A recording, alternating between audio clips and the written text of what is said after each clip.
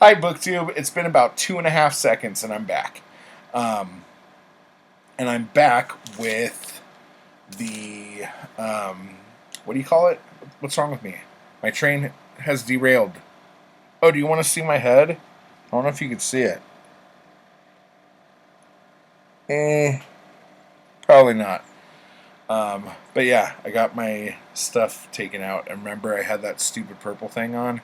Yeah, that happened in real life, actually. Oh, here we go. Have some water. That is not straight vodka. I know what you're thinking about me. So anyway, let's do my TBR for this month. Um, One book I'm reading is this uh, chunk of man meat. Hunter S. Thompson, The Great Shark Hunt, the first volume of the Gonzo Papers. Was reading it in this paperback, and then it started falling apart. So I moved over to the ebook. But this is the 1980 printing of it. I think there was only one before this. So anyhow, that's this one.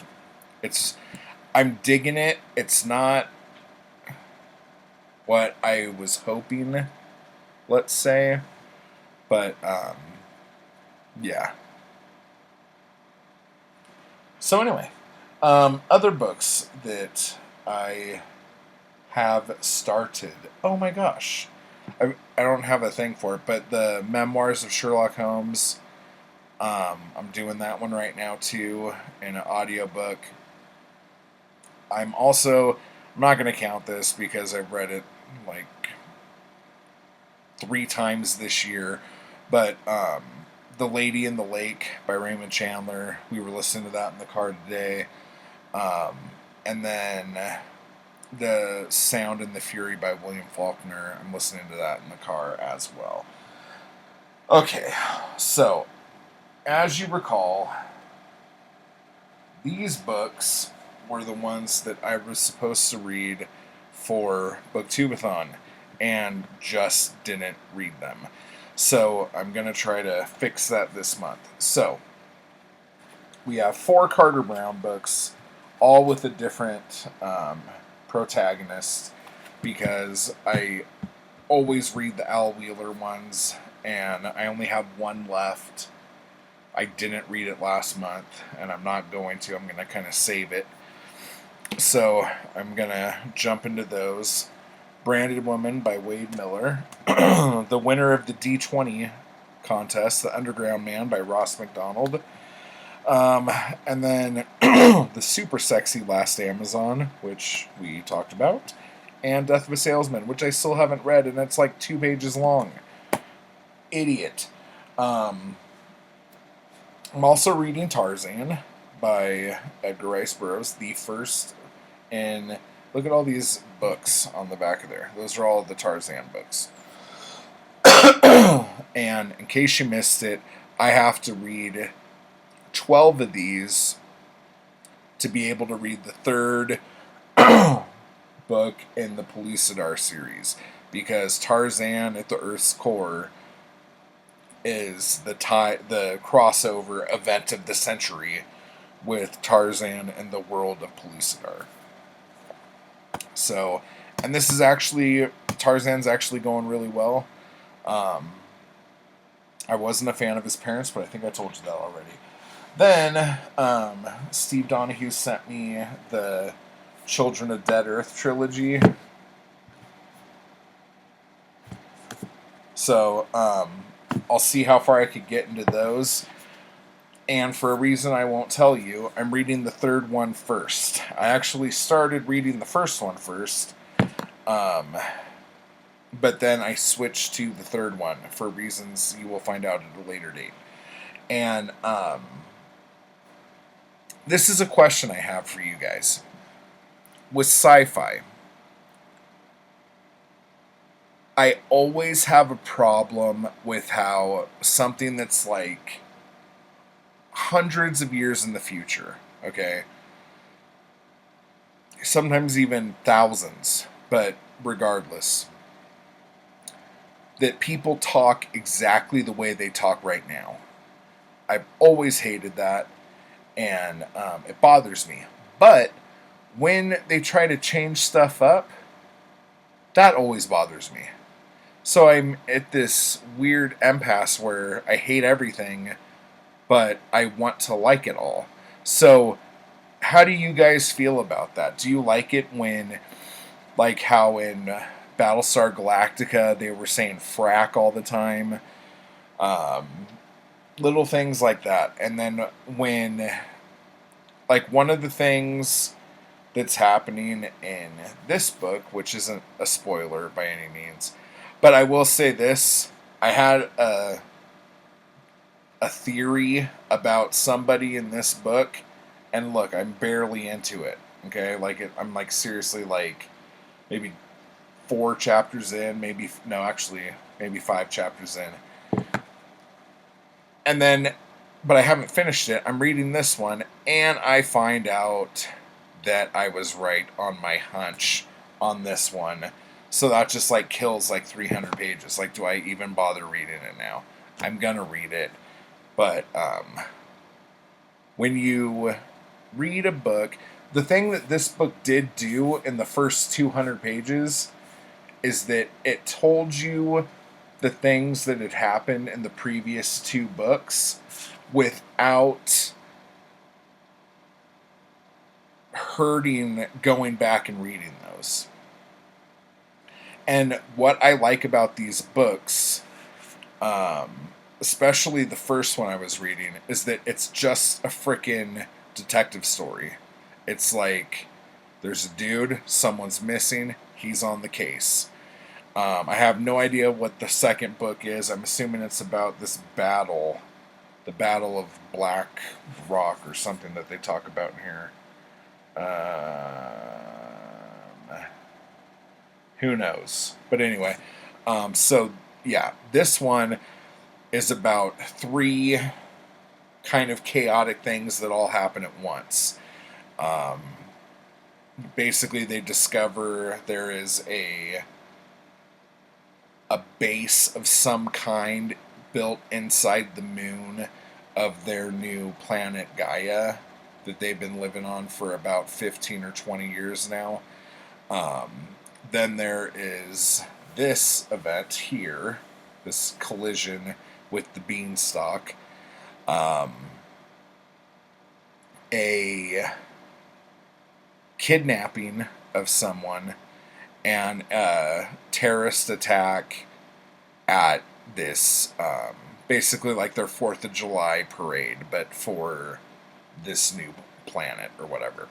So all these things happen within like minutes of each other. And that's about where I'm at right now. But so I'm exactly halfway through this book, okay? The thing that's strange about this book is that when I'm reading it, I don't want to put it down. Oh yeah, the book is called Children of the Divide. I keep putting my fat sausage fingers over the title. As I'm reading it, I'm loving it, and I don't want to stop reading it. But the second I put it down, I'm like, oh, God, I don't want to fucking pick that up again. So I have this, like, weird, like, back and forth with it. And it's hard to explain why I'm feeling that way, but that is how I'm feeling about this book right now. The first 100 pages were kind of interesting, kind of a drag, but I think if I would have read the second book, the first and second book in order, it would have been a little bit better. Now, for anyone who's going to go out and try to pick up this trilogy by Patrick S. Tomlinson, you're going to notice something. This is the cover of the Ark, okay? The first book. And this right here, whoa. What is wrong with my hand? That is a picture of the Ark. It is a craft that took 50,000 people from Earth as an alien race threw a black hole at our solar system and destroyed it. And they got away in this, and they've been in it for like 250 years at the start of this as they're looking for a new home world. Okay? And they know where they're going. They've figured it out, but it's just taking them a very fucking long time to get there. So, this is what the cover of this looks like. I like this cover. This cover makes sense. It might not be the most eye-catching cover, but let me show you. I have to look it up now because it's so fucking god-awful. And we'll go through why it's such a shit cover. And Angry Robot, I'm angry with you over this. Hang on, I'm sorry I'm doing this all,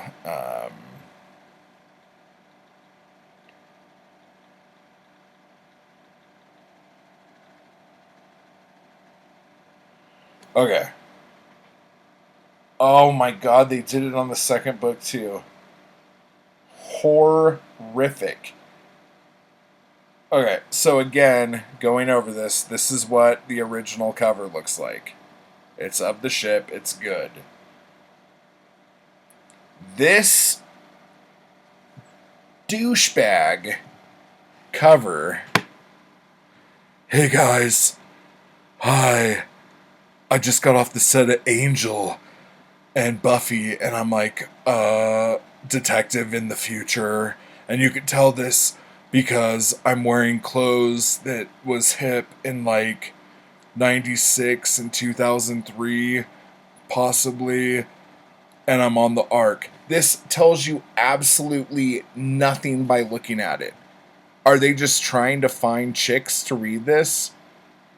Or dudes that like dudes that look all brooding? So you look at this, and, oh god, this is so crap. It makes me so angry. Like, so you look at this and you're like, oh, the Ark.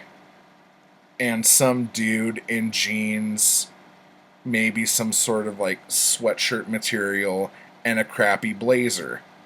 Okay. Oh, 2 centuries after Earth, and the killing has started again. So it tells you a little bit right there, in case you're so just blown away by the extreme hotness of this extra from Angel, that you would just like jump and fall all over this. So just disgusted with that cover.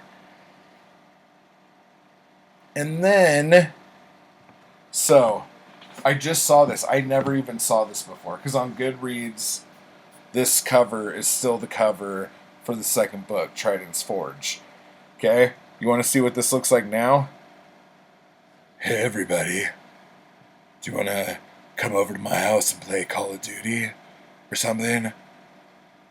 You know, it's like hundreds of years in the future, and, yeah, let's look this way. It's nauseating. New planet. Oh my god, and then look at this stupid new planet, new life, same old shit. But they gotta put a bunch of stupid things on it. Oh my gosh, that is so... what's the word I'm looking for? It's pandering, kinda, to... I have no idea who. Okay, they don't have the shit covers for the third book yet, I don't think. And probably those shit covers with the dumb idiot on the front of them are probably the American covers, which is even sadder than... Nope, never mind. This is a American cover. Okay, I don't even know what to say anymore. But yeah, So then it just made me hate the books even more, knowing that that brooding douche was going to be a part of them. But I am enjoying the book. There are characters in it that I really, really like. And there's not really any characters that I hate yet. But there's just some characters that are flatter than others, and some characters that just blow everybody away. But again, that talking bit, where do you stand on that? Do you like it more when you just suspend your disbelief and people talk exactly like they talk now? Or do you like it when they try to invent words and create language stuff? I'm interested to know what you think. So those are some books I'm going to be reading this month. I'm also, let me get out my ebooks so Zoe doesn't end up looking all over the house for books that don't exist. I didn't read Spock Messiah. Oh, I am going to be reading The Man with the Getaway Face, which is the second Parker book. I started it right before Booktubeathon, and then in all of the excitement, I stopped. So I'm also going to be reading The First Quarry. Oh, man. First Quarry. Oh, you can't even see it. The First Quarry, Quarry's X, and Quarry in the Middle. And I would like to get to Haruki Murakami's Wild Sheep Chase. And probably Women and Hollywood by Charles Bukowski. Women I've never read. Hollywood, I remember a long time ago reading and just stopped reading it for some reason. But anyway, so those are the books I'm going to be reading. I'm sure there's going to be a bunch of other ones that pop up new because that seems to be how things happen around here. So, let me know what you think. Tell me what you're going to be reading. And just a little heads up, the Agathon is a thing. It's happening. I believe it's the weekend of the 8th, 9th, and 10th of September. So we still have a month to prepare, because there's so much stuff to prepare. I mean, like, there's really nothing to prepare. We're just going to read Agatha Christie books for 3 days. And it's all going to be taking place on Twitter. It's at AG_A_thon.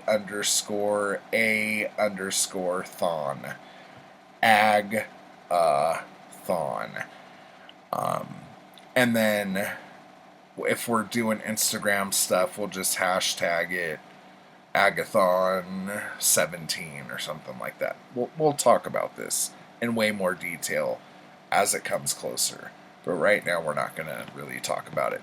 So, until next time, everybody, champagne wishes and caviar dreams.